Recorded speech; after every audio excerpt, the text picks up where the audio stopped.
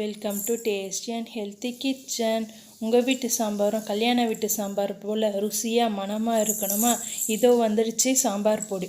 இதை ட்ரை பண்ணி பாருங்கள். இந்த வீடியோவை ஸ்கிப் பண்ணாமல் பாருங்கள். வீடியோக்குள்ளே போகிறதுக்கு முன்னாடி இந்த சேனல் சப்ஸ்கிரைப் பண்ணாதவங்க சப்ஸ்கிரைப் பண்ணுங்கள். என்னோடய எல்லா அப்டேட்டும் வர்றதுக்கு பெல் பட்டனை டச் பண்ணுங்கள். தேவையான பொருட்களை பாருங்கள்.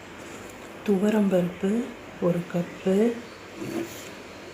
கடலைப்பருப்பு 1 கப்பு, உளுத்தம்பருப்பு 1 கப்பு, அப்புறம் தனியா 1 கப்பு,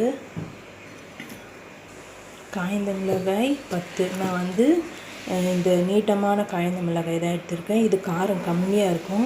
உங்களுக்கு ரொம்ப ஸ்பைஸியாக வேணும்னா குண்டு மிளகாயை வந்து எடுத்துக்கோங்க.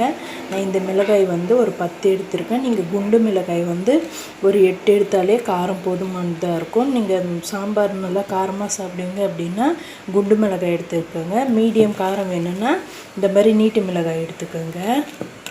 பெருங்காயத்தூள் 1 டேபிள் ஸ்பூன் எடுத்திருக்கேன். சீரகம் வந்து 1 டேபிள் ஸ்பூன், மிளகு வந்து 1 டேபிள் ஸ்பூன், வெந்தயம் வந்து 1 டேபிள் ஸ்பூன். இவ்வளோ தாங்க தேவையான பொருட்கள். வாங்க எப்படி செய்யலான்னு பார்ப்போம். இந்த மாதிரி ஒரு தவா வச்சுக்கோங்க.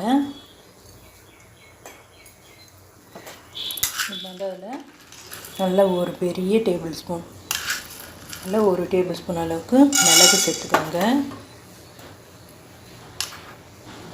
அது கூடவே 1 டேபிள் ஸ்பூன் சீரகம் சேர்த்துக்கோங்க. இது நல்லா ட்ரை ரோஸ்ட் பண்ணிக்கலாம்.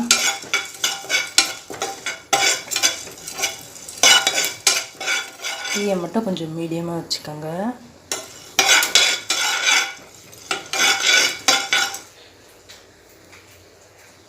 இப்போ இது ட்ரை ரோஸ்ட் ஆகிடுச்சு.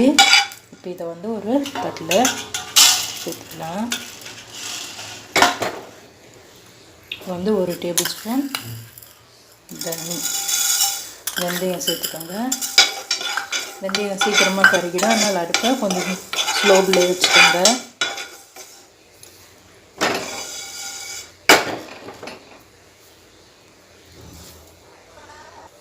வெந்தயத்தை ஊற்றிக்கலாம்.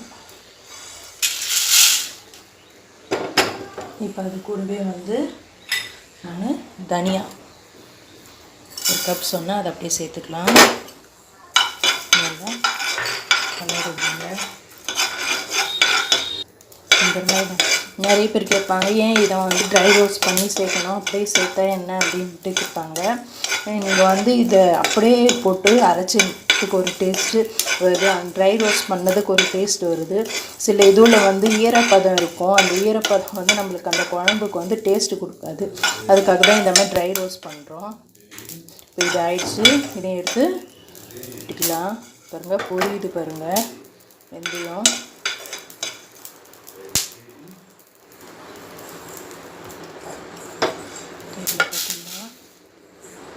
இப்போ வந்து காய்ந்த மிளகாய் அதையும் சேர்த்து இதை மிக்ஸ் பண்ணுவோம்.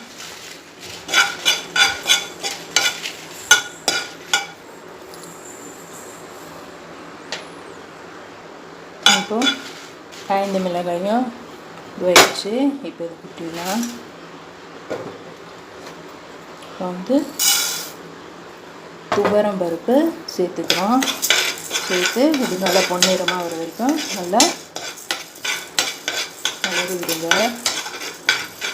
இந்த மாதிரி நம்ம செஞ்சு மந்த்லி ஒன்ஸ் செஞ்சு நல்லா ஏர் கண்டெய்னர் இது பண்ணி ஃப்ரிட்ஜில் வந்து ஸ்டோர் பண்ணி வச்சிட்டிங்கன்னா ரொம்ப ஈஸியாக இருக்கும். வேலைக்கு போகிறவங்களுக்குலாம் ரொம்ப ஈஸியான இதுதான் இது.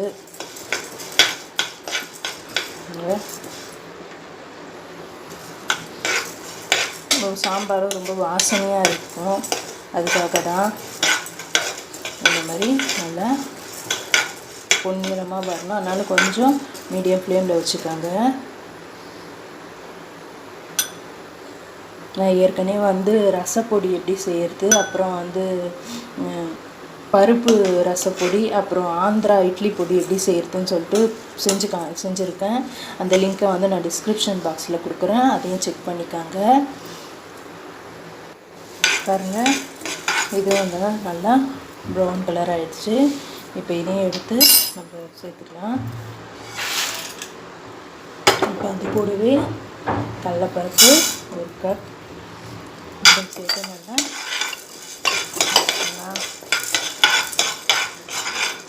நம்ம பருப்பை வந்து இந்த மாதிரி ட்ரை ரோஸ்ட் பண்ணும்போதே ஒரு ஸ்மெல் வருது, ரொம்ப வாசனையாக இருக்குது. கடலைப்பருப்பை வந்து நம்ம இது பண்ணலாம். இந்த வீடியோ பிடிச்சிருந்தா லைக் பண்ணுங்கள், ஷேர் பண்ணுங்கள், கமெண்ட் பண்ணுங்கள், சப்ஸ்கிரைப் பண்ணுங்கள். நம்ம இந்த வீடியோவை ஸ்கிப் பண்ணாமல் ஃபுல்லாகவும் பாருங்கள். ட்ரை ரோஸ்ட் ஆகிட்டு இருக்குது. இப்போ இதுவும் ட்ரை ரோஸ்ட் ஆகிடுச்சு. இதையும் எடுத்து நான் பண்ணுவேன். இந்த பொன்னிறமாக வந்துடுச்சு.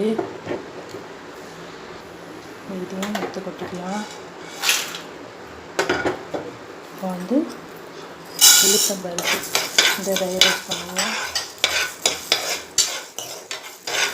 நான் சொல்கிற 6 வயசு சேருங்க, அப்போ தான் வந்து நல்லாயிருக்கும்.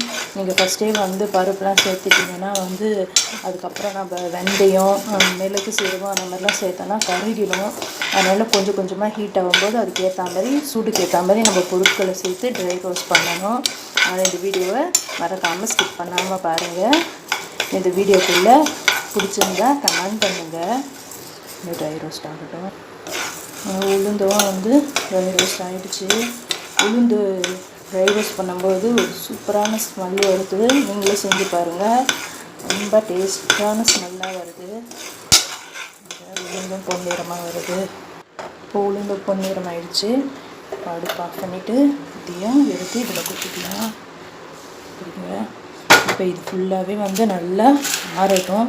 சூட்டில் அரைக்காதீங்க, நல்லா ரூம் டெம்பரேச்சர் வர வரைக்கும் இதை நல்லா ஒரு ஃபேன் காற்றுல வச்சு நல்லா ஆற விடுங்க. நல்லா ஆறட்டும். இது நல்லா ரூம் டெம்பரேச்சருக்கு ஆறிடுச்சு. இப்போ வந்து ஒரு மிக்ஸி ஜார் எடுத்துப்போம். இதை வந்து ஃபஸ்ட்டு ஏதாவது ஒரு கிளாத் வச்சு தொடச்சிக்கோங்க. எதுக்காகனா ஈரம் இருந்துச்சுன்னா சீக்கிரமாக வீணாயிடும். அதுக்காக ஒரு கிளாத் வச்சு நல்லா தொடச்சிக்கோங்க. அது மூடியும் சேர்த்து நல்லா வந்து தொடச்சிக்கோங்க. இப்போ வந்து இதை வந்து மிக்ஸி ஜாரில் சேர்த்துக்குவோம். நம்ம ஒரு சின்ன மிக்ஸி ஜார் எடுத்துருக்கேன். எனக்கு கொஞ்சம் நைஸாக வேணும் அப்படின்றதுக்காக நான் சின்ன மிக்ஸி ஜார் எடுத்துருக்கேன். இது கூடவே நம்ம வச்சுருக்க பெருங்காயத்தூளையும் சேர்த்துக்குவோம். சேர்த்து இதை நல்லா பவுடராக அரைச்சிக்குவோம். பாருங்கள், இந்த மாதிரி ரொம்ப நைஸாகவும் இல்லாமல் ரொம்ப கொரன்னு இல்லாமல் மீடியமாக இந்த மாதிரி அரைச்சி எடுத்துக்கோங்க.